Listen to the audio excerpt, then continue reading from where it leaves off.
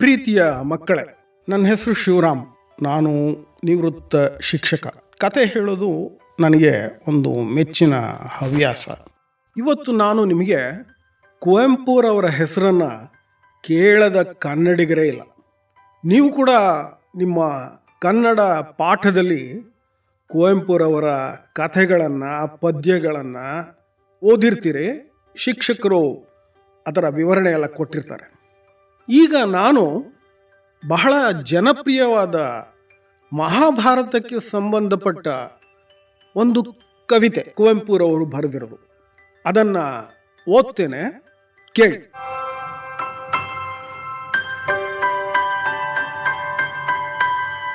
ಕವಿತೆ ಹೆಸರು ಕುಮಾರವ್ಯಾಸ.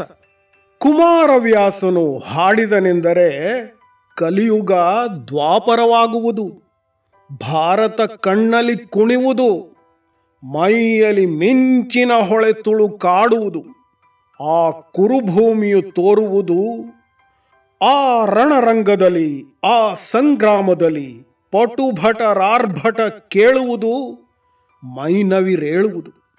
ಹೊಳೆಯುವ ಕೈದುಗಳಾಟದಲ್ಲಿ, ಕಲಿಗಳ ಕದನದ ಕೂಟದಲ್ಲಿ, ತಾಗುವ ಗದೆಗಳ ಸಂಘಟನೆಯಲ್ಲಿ, ರಥಚಕ್ರಧ್ವನಿ ಚೀತ್ಕಾರದಲ್ಲಿ, ಸಾಯುವರ ಶಾಪದಲ್ಲಿ, ಬೀಳ್ವರ ತಾಪದಲ್ಲಿ, ನಸು ಸೋತಿರುವರ ಕೋಪದಲ್ಲಿ, ನೆರೆ ಗೆದ್ದಿಹರಾಟೋಪದಲ್ಲಿ, ಕೆನೆಯುವ ಹಯಗಳ ಹೇಷಾರವದಲ್ಲಿ ಕಿವಿ ಬಿರಿಯುವುದು, ಎದೆ ಮುರಿಯುವುದು, ಬಸಿಯುವ ಮಜ್ಜೆಯ ಪಂಕದೊಳಗೂಡಿ ಚಿಮ್ಮುವ ರಕ್ತದ ಬುಗ್ಗೆಯ ನೋಡಿ ಕಣ್ಣೊಡೆಯುವುದು, ಮೈ ನಡುಗುವುದು. ಕೇಳಿರಿ ಪ್ರಾರ್ಥನಾ ಸಾರಥಿಯ ರಣಗೀತೆಯನು, ರಣನೀತಿಯನು, ಬೋಧಿಸುವನು ನಿರ್ಭೀತಿಯನು. ಕುರುರಂಗದ ಶರಶಯ್ಯೆಯಲ್ಲಿ ಭೀಷ್ಮನು ಮಲಗಿಹನು, ಹೆಣಗಳ ಬಣಬೆಯ ಮಂಚದಲ್ಲಿ ದ್ರೋಣನು ಬಿದ್ದಿಹನು. ನೆತ್ತರವಿಂಟುತ್ತಲಿರುವನು ಭೀಮನು, ಅಯ್ಯೋ ನೋಡಲ್ಲಿ, ರಥದಿಂದುರುಳಿತರಿರುವನು ಕರ್ಣನು, ಹಾಹಾ ನೋಡಿಲ್ಲಿ. ರಣಚಂಡಿಯೋ ಆ ಬೆಂಕಿಯ ಮಗಳು, ಹೆಣ್ಣಿನ ರೂಪದ ಬರಸಿಡಿಲವಳು, ಮುಗುಳ್ನಗೆ ಬೀರುತ್ತ ನೋಡಿಲ್ಲಿ, ನಿಂತಿರುವಳು ರಣರಂಗದಲ್ಲಿ ದ್ರೌಪದಿ ಮುಡಿಗೆದರಿ. ವೈಶಂಪಾಯನ ಸರಸಿಯ ತೀರದಿ ತೋರುವರಾರಲ್ಲಿ, ಕೌರವ ದೇವನು ಶಿಡಿಲಾಗಿರುವನು ಭೀಮನ ಸರಿಸದಲ್ಲಿ. ವೈರಿಯ ಎದೆಯನ್ನು ಒಡೆಯುವ ಗದೆಯನ್ನು ಮೇಲೆತ್ತಿರುವನು ನೋಡಲ್ಲಿ. ಭೀಮನು ಬಿದ್ದನೆ, ಕೌರವ ಗೆದ್ದನೆ, ಮುಂದಾಗುವುದು ಕಾಣಲ್ಲಿ. ಇದಾವ ನ್ಯಾಯ, ಏನನ್ಯಾಯ, ಕೃಷ್ಣನ ಕುಹಕವ ನೋಡಲ್ಲಿ. ಏನನ್ನು ನೋಡುವೆ, ತಡೆಯುವೆ ಏಕೆ, ಕೌರವರಾಯನು ಮಡಿಯಲೇಬೇಕೆ. ಯುವಕನೇ ತುಡುಕು ಕಠಾರಿಯನು, ಹೊಡೆ ರಣಭೇರಿಯನು, ನಡೆ ನಡೆ ಊದು ತೂತೂರಿಯನು, ಕರೆ ರಣ ಮಾಯಿಯನು. ಕುಮಾರವ್ಯಾಸನು ಹಾಡಿದನೆಂದರೆ ಕಲಿಯುಗ ದ್ವಾಪರವಾಗುವುದು, ಭಾರತ ಕಣ್ಣಲ್ಲಿ ಕುಣಿಯುವುದು, ಮೈಯಲ್ಲಿ ಮಿಂಚಿನ ಹೊಳೆ ತುಳುಕಾಡುವುದು. ಕಲಿ ಕೆಚ್ಚಾಗುವನು, ಕವಿ ಹುಚ್ಚಾಗುವನು. ಇದು ಕುವೆಂಪುರವರು ಬರೆದಿರುವ ಕುಮಾರವ್ಯಾಸ ಕವಿತೆ.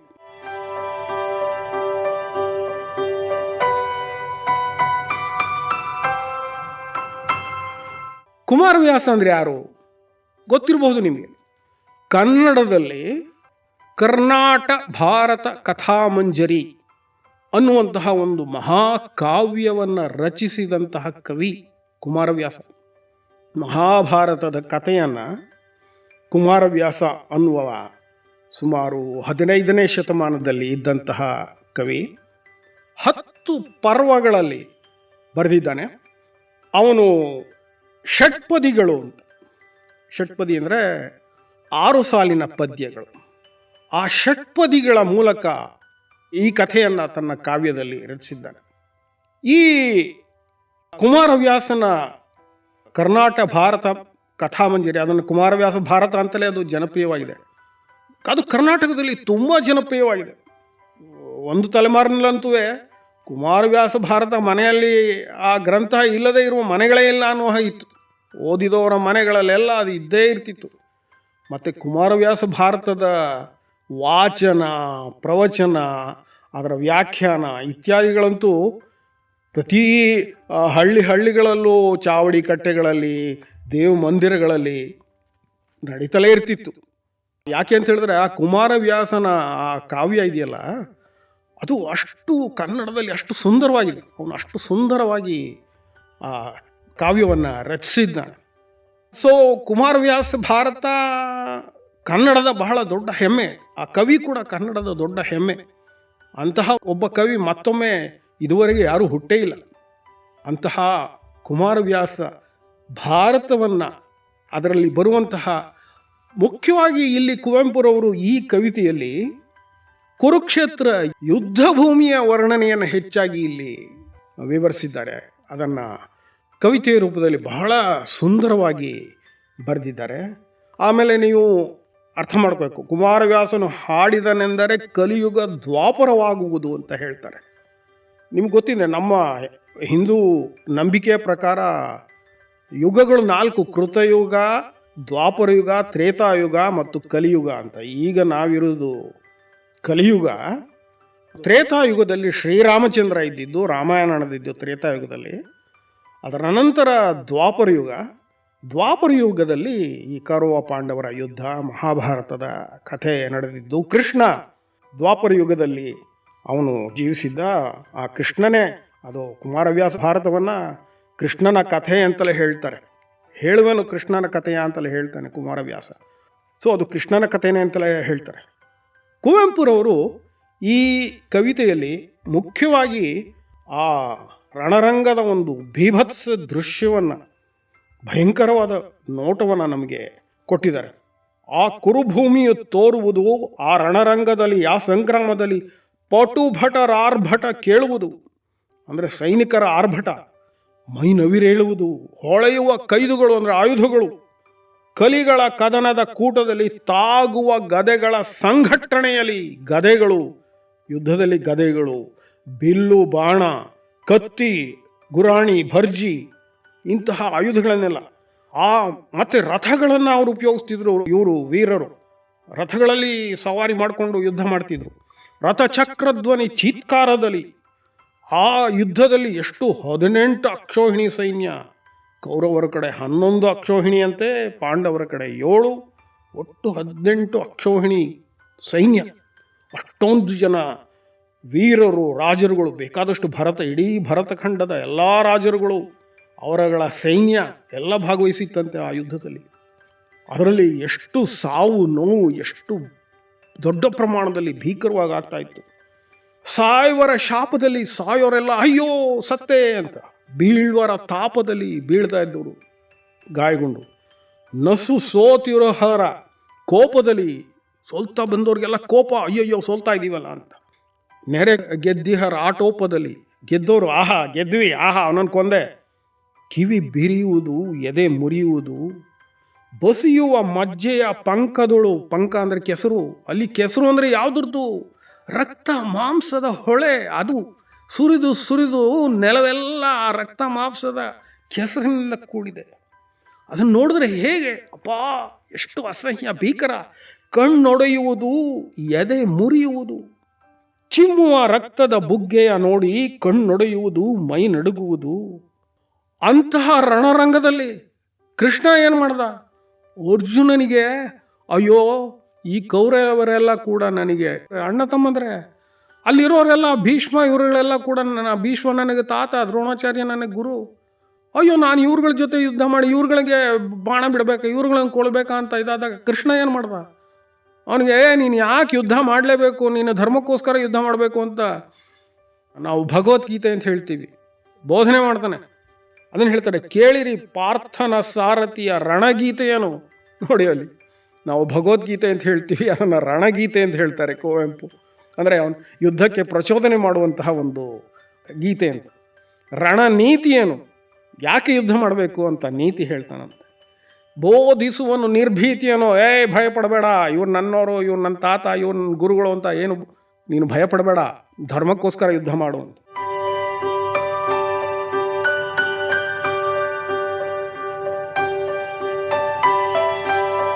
ನೆತ್ತರವೆಂಟಿರುತ್ತಲಿರುವನು ಭೀಮನು. ಯುದ್ಧದಲ್ಲಿ ಭೀಮನ ಗದೆಯ ಪ್ರಹಾರದಿಂದ ಎಷ್ಟೋ ಜನ, ಅಂದರೆ 100 ಜನ ಕೌರವ ಅಣ್ಣ ತಮ್ಮದರನ್ನು ಕೊಂದ ಅವನು. ಅವನ ಗದೆಯ ಏಟು ತಾಳಲಾರದಲ್ಲಿ ಸಾವಿರಾರು ಜನ ಸತ್ತರು. ಅವನಿಗೂ ಏಟುಗಳು ಬೀಳ್ತಿತ್ತು, ಅವನು ದೇಹದಿಂದಲೂ ರಕ್ತ ಸುರಿತಾ ಇತ್ತು. ರಥದಿಂದುರುಳಿತಲಿರುವನು ಕರ್ಣನು. ಆಗ ಆ ಕರ್ಣ ಕೂಡ ಅದರಲ್ಲಿ ಮಹಾರಥಿ, ಮಹಾ ಬಿಲ್ಲುಗಾರ. ಆದರೆ ಅವನು ಸೋಲುವ ಸ್ಥಿತಿಗೆ ಬಂದ್ಬಿಟ್ಟಿದ್ದ. ರಥನಿಂದ ಇಳಿದು ರಥ ಚಕ್ರ ಸಿಗಾಕೊಂಬಿಟ್ಟಿದೆ. ರಥದಿಂದ ಉರುಳಿತಲಿರುವನು ಕರ್ಣನು. ಈ ಮಹಾಭಾರತ ಕುರುಕ್ಷೇತ್ರ ಯುದ್ಧಕ್ಕೆ ಮುಖ್ಯವಾಗಿ ಕಾರಣ ಯಾರು? ಇಬ್ರು. ಒಂದು ಕೌರವ ದುರ್ಯೋಧನ, ಅವನ ತಮ್ಮಂದರು ಆ ಶಕುನಿ. ಅವರುಗಳ ಒಂದು ದುಷ್ಟ ಕಾರ್ಯ, ದುಷ್ಟ ಆಲೋಚನೆಗಳು, ಅವರ ಒಂದು ಆ ರಾಜ್ಯದ ಮೇಲಿನ ಆಸೆ, ಪಾಂಡವರ ಮೇಲಿನ ಅಸೂಯೆ. ಎರಡನೇದು ದ್ರೌಪದಿಯ ಛಲ. ದ್ರೌಪದಿಗೆ ಬಹಳ ಅವಮಾನ ಮಾಡಿಬಿಡ್ತಾರೆ ಕೌರವರು. ರಾಜಸಭೆಯಲ್ಲಿ ಕರೆಸಿ ಅವಳನ್ನು ದಾಸಿ ಅಂತ ಮಾಡಿ, ಅವಳ ಬಟ್ಟೆಯನ್ನೆಲ್ಲ ವಿವಸ್ತ್ರಗಳನ್ನ ಮಾಡಿ ಬಹಳ ಅವಮಾನ ಮಾಡ್ತಾಳೆ. ಎಷ್ಟು ಅವಮಾನ ಆಗತ್ತೆ ಅಂತ ಹೇಳಿದ್ರೆ, ಆ ದ್ರೌಪದಿ ತನಗೆ ಆ ಕೌರವರು ಮಾಡಿದ ಅವಮಾನಕ್ಕೆ ಸೇಡು ತೀರಿಸ್ಕೊಳ್ಳೋದಕ್ಕೋಸ್ಕರ ಇಡೀ ಕುರುಕುಲ ಕೌರವರೆಲ್ಲ ನಾಶವಾಗಬೇಕು ಅಂತ ಮನಸ್ಸಿನಲ್ಲಿ ಛಲ ಬಂದ್ಬಿಡ್ತದೆ ಅವಳಿಗೆ. ಆ ಛಲದಿಂದಾಗಿ ಎಷ್ಟೋ ಸಲ ಈ ಪಾಂಡವರಲ್ಲಿ ಯುಧಿಷ್ಠಿರ, ಅರ್ಜುನ, ನಕುಲ, ಸಹದೇವ ಇವರುಗಳಿಗೆ ಅಯ್ಯೋ ಯುದ್ಧ ಬೇಡ, ಯುದ್ಧ ಬೇಡ ಅನ್ನುವಂಥ ಸಂದರ್ಭದಲ್ಲಿ ಭೀಮನನ್ನು ದ್ರೌಪದಿ ಆಗಿಂದಾಗೆ ಕೆರಳಿಸ್ತಾಳೆ. ನೀನು ಯಾಕೆಂದರೆ ಆ ಭೀಮ ಪ್ರತಿಜ್ಞೆ ಮಾಡಿರ್ತಾನೆ ದ್ರೌಪದಿಗೆ ಅವಮಾನ ಮಾಡಿದಾಗ, ನಾನು ದುಶ್ಯಾಸನ ದ್ರೌಪದಿಯ ತಲೆಗೂದಲನ್ನು ಹಿಡಿದು ಎಳ್ಕೊಂಬಂದಾಗ ಆ ದುಶ್ಯಾಸನ ಕರಳನ್ನು ಬಗೆದು ಅವನನ್ನು ಏನು ಮಾಡ್ತೀನಿ, 100 ಜನ ನೀವು ಅಣ್ಣ ತಮ್ಮದನ್ನು ಕೊಲ್ತೀನಿ ಅಂತೆಲ್ಲ ಪ್ರತಿಜ್ಞೆ ಮಾಡಿರ್ತಾನೆ. ಆ ದುರ್ಯೋಧನನ ತೊಡೆ ಮುರಿದು ಕೊಲ್ತೀನಿ ಅಂತ ಪ್ರತಿಜ್ಞೆ ಮಾಡಿರ್ತಾನೆ. ಯಾವಾಗ ಈ ಯುಧಿಷ್ಠಿರ, ಅರ್ಜುನ ಇವರುಗಳು ಅಯ್ಯೋ ಯಾಕೆ ಇಷ್ಟೊಂದು ಭಾರಿ ಯುದ್ಧ ಬೇಡ, ಇನ್ನೇನಾದರೂ ಬೇರೆ ಸಂಧಿ ಮಾಡ್ಕೊಳ್ಳೋಣ, ಇನ್ನೇನಾದ್ರು ಮಾಡೋಣ, ಅಲ್ಲ ಇವಳು ದ್ರೌಪದಿ ಭೀಮನನ್ನು ಕೆರಳಿಸ್ತಾ ಇರ್ತಾಳೆ. ಸೊ ಆ ಭೀಮ ನೆತ್ತರವೆಂಟುತ್ತಲಿರುವನು ಭೀಮನು. ಅಯ್ಯೋ ನೋಡಲಿ, ರಣಚಂಡಿಯೋ ಆ ಬೆಂಕಿಯ ಮಗಳು ಆ ದ್ರೌಪದಿಯ ತಂದೆ ಯಾರು? ದ್ರುಪದ ಯಜ್ಞ ಮಾಡಿ ಅಗ್ನಿಯನ್ನು ಸಂತುಷ್ಟಗೊಳಿಸಿ ಅಗ್ನಿಯಿಂದ ಪಡೆದುಕೊಂಡ ವರದಿಂದ ಜನಿಸಿದವಳು ದ್ರೌಪದಿ. ಅದಕ್ಕೆ ದ್ರೌಪದಿಯನ್ನು ಬೆಂಕಿಯ ಮಗಳು. ಅಷ್ಟೇ ಅಲ್ಲ, ನಾನು ಹೇಳಿದ್ನಲ್ಲ ಆಗಲೇ, ಈ ಯುದ್ಧ ಇಷ್ಟು ಘೋರವಾಗಿ ಆ ಕೌರವರ ಕಗ್ಗೊಲೆ ಆಗುವುದಕ್ಕೆ ಅವಳ ಬಹಳ ದೊಡ್ಡ ಒಂದು ಆಂತರಿಕವಾದ ಒಂದು ಸೇಡಿನ ಭಾವನೆ. ಅದಕ್ಕೆ ಹೆಣ್ಣಿನ ರೂಪದ ಬರಸಿಡಿಲವಳು, ಮುಗುಳ್ನಗೆ ಬೀರುತ್ತಾ ನೋಡಲ್ಲಿ ನಿಂತಿರುವಳು ರಣರಂಗದಲ್ಲಿ ದ್ರೌಪದಿ ಮುಡಿಗೆದರಿ. ಆ ದ್ರೌಪದಿಗೆ ವಸ್ತ್ರಾಪಹರಣ ಮಾಡಿದಾಗ ಅವಳ ಕೂದಲು, ಅವಳು ಗಂಟು ಕಟ್ಕೊಂಡಿದ್ದು ಬಿಚ್ಚೋಗಿರ್ತದೆ. ಆವಾಗ ಅವಳು ಪ್ರತಿಜ್ಞೆ ಮಾಡಿರ್ತಾಳೆ, ಈ ಮುಡಿಯನ್ನು ನಾನು ಈ ದುರ್ಯೋಧನನ ಅವರನ್ನು ಕೊಂದ ಮೇಲೆ ನಾನು ಅದನ್ನು ಕಟ್ಕೊಳ್ಳೋದು ಅಂತ. ಸೊ ಮುಡಿಗೆದರೆ ನಿಂತಿರ್ತಾಳೆ ಅವಳು. ಆ ಕಡೆಯಲ್ಲಿ ಏನಾಗ್ತದೆ ಕುರುಕ್ಷೇತ್ರದ ಯುದ್ಧದಲ್ಲಿ, ಎಲ್ಲ ಕೌರವರ 99 ಜನ ಅಣ್ಣ ತಮ್ಮಂದರು ಸತ್ತೋಗ್ತಾರೆ, ಕೊಂದಾಕ್ತಾನೆ ಭೀಮ. ಎಲ್ಲ ಮಹಾರಾಜರುಗಳು ಸತ್ತೋಗ್ತಾರೆ. ಭೀಷ್ಮ ಯುದ್ಧದಿಂದ ನಿವೃತ್ತನಾಗಿ ಶರಶೈಲಿಯಲ್ಲಿ ಮಲಗಿ ಸಾವನ್ನು ಎದುರು ನೋಡ್ತಾ ಕೂತಿರ್ತಾನೆ. ಕಡೆಯಲ್ಲಿ ದುರ್ಯೋಧನ ಒಬ್ಬೇ ಉಳ್ಕೊಳ್ತಾನೆ. ಆ ದುರ್ಯೋಧನ, ಅವನಿಗೆ ಯಾರು ಸಹಾಯಕರಿಲ್ಲ. ಅಶ್ವತ್ಥಾಮ, ಬಲರಾಮ ಇವ್ರುಗಳು ಅವ್ನಿಗೆ ಸಹಾಯ ಮಾಡಬೇಕು. ಆದರೆ ಅಶ್ವತ್ಥಾಮ ಆವಾಗ ತೀರ್ಥಯಾತ್ರೆ ಹೊರಟೋಗಿರ್ತಾನೆ. ಕಡೆಯಲ್ಲಿ ಆ ದುರ್ಯೋಧನ ಒಬ್ಬ ಉಳ್ಕೋತಾನೆ. ಅವನು ಬಿಡೋದಿಲ್ಲ. ಅವನು ಬಹಳ ದೊಡ್ಡ ಛಲದಂಕ ಮಲ್ಲ ಅಂತ ಹೇಳ್ತಾರೆ. ಅವನು, ನಾನು ಒಬ್ಬನೇ ಸಾಕು ಈ ಪಾಂಡವರನ್ನು ಎದುರಿಸಿ ಗೆಲ್ತೇನೆ ಅನ್ನುವುದರಿಂದ. ಆದರೆ ಒಬ್ಬನೇ ಆಗಿಬಿಟ್ಟಿದ್ದಾನೆ. ಅವಾಗ ಭೀಷ್ಮ ಅವನು ಹೇಳ್ತಾನೆ, ಆ ಅಶ್ವತ್ಥಾಮ ಹಿಂದಿರುಗೋ ತನಕ ನೀನು ವೈಶಂಪಾಯನ ಸರೋವರದಲ್ಲಿ ಹೋಗಿ ಅಡಗಿಕೊಂಡಿರು. ಅವನು ಬಂದ ನಂತರ ಅವನ ಸಹಾಯದಿಂದ ನೀನು ಪಾಂಡವರ ಮೇಲೆ ಯುದ್ಧ ಮಾಡುವಂತೆ. ಅದಕ್ಕೆ ಹೇಳ್ತಾರೆ ನೋಡಿ, ವೈಶಂಪಾಯನ ಸರಸಿಯ ತೀರದಲ್ಲಿ ತೋರುವರಾರಲ್ಲಿ ಅವನಲ್ಲಿ ಅಡಗಿಕೊಂಡಿದ್ದಾನೆ ಅಂತ ಗೊತ್ತಾಗ್ತದೆ. ಪಾಂಡವರು ಅಲ್ಲಿಗೆ ಹೋಗ್ತಾರೆ.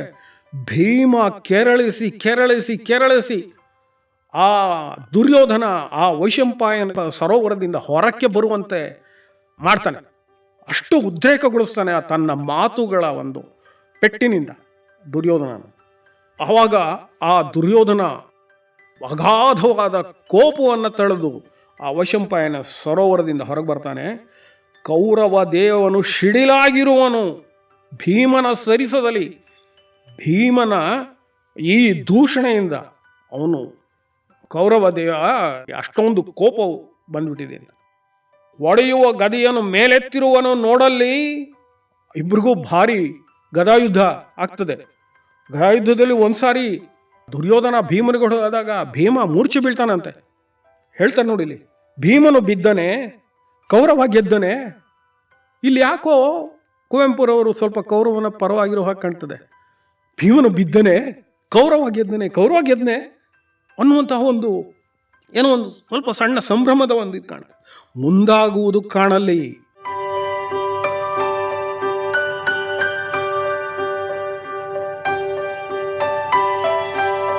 ಹಾಗೆ ಭೀಮ ದುರ್ಯೋಧನರಿಗೆ ಸಮಸಮನಾದಂತಹ ಕಾದಾಟ ನಡೀತಾ ಇರ್ತದೆ. ಭೀಮಂಗೆ ಈ ದುರ್ಯೋಧನನ್ನ ಹೇಗೆ ಕೊಲ್ಲೋದು ಅಂತ ಗೊತ್ತಾಗ್ತಾ ಇರೋದಿಲ್ಲ. ಯಾಕೆ ಅಂತ ಹೇಳಿದ್ರೆ ಅವನು ಸಮನಾಗಿ ಅವನಷ್ಟೇ ಬಲಶಾಲಿ, ಅಷ್ಟೇ ಇದರಿಂದ ಯುದ್ಧ ಮಾಡ್ತಿರ್ತಾನೆ. ಆವಾಗ ಕೃಷ್ಣ ಆ ದುರ್ಯೋಧನನ ಪ್ರಾಣ ಎಲ್ಲಿದೆ ಅದರ ರಹಸ್ಯ ಅರಿತವನು ಕೃಷ್ಣ. ಆಗ ಕೃಷ್ಣ ಆ ಭೀಮನಿಗೆ ಕಾಣುವಂತೆ ತನ್ನ ತೊಡೆಯನ್ನು ತಟ್ಟುತ್ತಾನೆ. ತೊಡೆಯನ್ನು ತಟ್ಟಿದಾಗ ಭೀಮನಿಗೆ ಗೊತ್ತಾಗ್ತದೆ, ಓಹೋ, ಅವನು ಪ್ರತಿಜ್ಞೆನೂ ಮಾಡಿರ್ತಾನೆ, ನಿನ್ನ ತೊಡೆಯನ್ನು ಮುರಿದು ನಿನ್ನನ್ನು ಕೊಲ್ತೇನೆ ಅಂತ. ಆವಾಗ ಭೀಮನಿಗೆ ಹೊಳೆಯುತ್ತೆ, ಹೌದು, ಈ ದುರ್ಯೋಧನನ ಪ್ರಾಣ ಇರುವುದೇ ಈ ತೊಡೆಯಲ್ಲಿ. ಈ ತೊಡೆಯನ್ನು ಹೊಡೆದು ಮುರಿದ್ರೆ ಅವನ ಕತೆ ಮುಗೀತು ಅಂತ. ಕೃಷ್ಣನ ಕುಹಕ, ಇದನ್ನು ಇವರು ಏನು ಹೇಳ್ತಾರೆ ಕುವೆಂಪು ಅವನವನು ಕುಹಕ, ಅವನ ಒಂದು ಕೆಟ್ಟ ಸಂಚು ಅಂತ. ಏನನ್ನು ನೋಡುವೆ ತಡೆಯುವೆ, ಮುಂದಾಗುವುದು ಕಾಣಲಿ, ಇದಾವ ನ್ಯಾಯ ಏನನ್ಯಾಯ. ಕೃಷ್ಣನ ಕುಹಕವ ನೋಡಲಿ, ಏನನ್ನು ನೋಡುವೆ ತಡೆಯುವೆ ಏಕೆ, ಕೌರವರಾಯನು ಮಡಿಯಲೇಬೇಕೇ. ಕುವೆಂಪುರವ್ರು ಕೇಳ್ತಾರೆ, ಕೌರವ ಸಾಯಲೇಬೇಕಾ ಅಂತ. ಯುವಕನೇ ತುಡುಗು ಕಠಾರಿಯನು, ಹೊಡೆ ರಣಭೇರಿಯನು, ನಡೆ ನಡೆ ಊದು ತೂತೂರಿಯನು, ಕರೆ ರಣಮಾಯಿಯನು. ನಡಿ, ನೀನು ನಿಂತ್ಕೋ, ಯುದ್ಧ ಮಾಡಿ ಗೆಲ್ಲು, ಯಾರು ಯುದ್ಧವನ್ನು ಕೊನೆಗಳಿಸು ಅಂತ ಹೇಳ್ತಾರೆ. ಕಡೆನಲ್ಲಿ ಮತ್ತೆ ಹೇಳ್ತಾರೆ, ಕುಮಾರವ್ಯಾಸನು ಹಾಡಿನೆಂದರೆ ಕಲಿಯುಗ, ದ್ವಾಪರ ಯುಗ ಮುಗಿದು ಎಷ್ಟು ವರ್ಷಗಳಾಗಿದೆ, ಎಷ್ಟೋ ಲಕ್ಷ ವರ್ಷಗಳಾಗಿದೆ ಅಂತ ಹೇಳ್ತಾರೆ. ಆದರೆ ಕುಮಾರವ್ಯಾಸ ತನ್ನ ಕಾವ್ಯದಲ್ಲಿ ಅದನ್ನು ಎಷ್ಟರ ಮಟ್ಟಿಗೆ ಎಷ್ಟು ಸುಂದರವಾಗಿ ಚಿತ್ರಿಸಿದ್ದಾನೆ ಅಂತ ಹೇಳಿದ್ರೆ, ಆ ಕುಮಾರವ್ಯಾಸನ ಕಾವ್ಯವನ್ನು ಓದ್ತಾ ಹೋದರೆ ಆ ಮಹಾಭಾರತದ ಪ್ರಸಂಗಗಳು, ಘಟನೆಗಳೆಲ್ಲ ನಮ್ಮ ಕಣ್ಣೆದುರಿಗೆ ನಡೆದಂತೆ ಗೋಚರಿಸುತ್ತದೆ. ಸೊ ಅದರಿಂದ ಹೇಳ್ತಾರೆ, ಅವನು ಹಾಡಿದನೆಂದರೆ ಕಲಿಯುಗ ದ್ವಾಪರವಾಗುವುದು. ನಾವು ದ್ವಾಪರ ಯುಗ ಕೊಟ್ಟೋಗ್ತೇವೆ. ಭಾರತ ಸಂಗ್ರಾಮ, ಕಣ್ಣಲ್ಲಿ ಕುಣಿಯುವುದು, ಮೈಯಲ್ಲಿ ಮಿಂಚಿನ ಹೊಳೆ ತುಳುಕಾಡುವುದು, ರೋಮಾಂಚನವಾಗುತ್ತೆ. ಆ ಯುದ್ಧದ ಘಟನೆಗಳನ್ನೆಲ್ಲ ಕುಮಾರವ್ಯಾಸನ ಓದ್ತಾ ಹೋದರೆ ರೋಮಾಂಚನವಾಗುತ್ತೆ. ಅಷ್ಟೇ ಅಲ್ಲ, ಏನು ಹೇಳ್ತಾರೆ ನೋಡಿ ಕಡೆಯಲ್ಲಿ, ಕಲಿ ಕೆಚ್ಚಾಗುವನು. ಕಲಿ ಅಂದರೆ ವೀರ. ಈ ಕುಮಾರವ್ಯಾಸ ಭಾರತವನ್ನು ಓದ್ತಾ ಇದ್ದರೆ ವೀರ ಶೂರನಾದವನಿಗೆ ಮತ್ತೆ ಉತ್ಸಾಹ ಬಂದ್ಬಿಡ್ತದೆ. ಓಹ್, ತಾನು ಯುದ್ಧ ಮಾಡಬೇಕು, ತಾನು ಯುದ್ಧದಲ್ಲಿ ಭಾಗವಹಿಸಬೇಕಾಗಿತ್ತು. ಕವಿ ಹುಚ್ಚಾಗುವನು.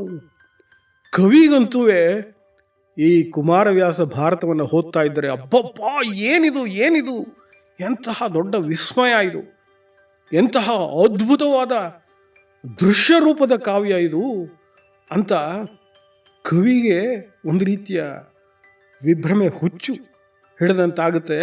ಅಷ್ಟು ಸುಂದರವಾಗಿದೆ, ಅಷ್ಟು ಚೆನ್ನಾಗಿದೆ ಕುಮಾರವ್ಯಾಸ ಭಾರತ ಅಂತ ಕುವೆಂಪುರವರು ಈ ಒಂದು ಕೆಲವೇ ಸಾಲುಗಳ ಪದ್ಯದಲ್ಲಿ ಬಹಳ ಅರ್ಥಪೂರ್ಣವಾಗಿ ಚಿತ್ರವತ್ತಾಗಿ ಬರೆದಿದ್ದಾರೆ. ಧನ್ಯವಾದ.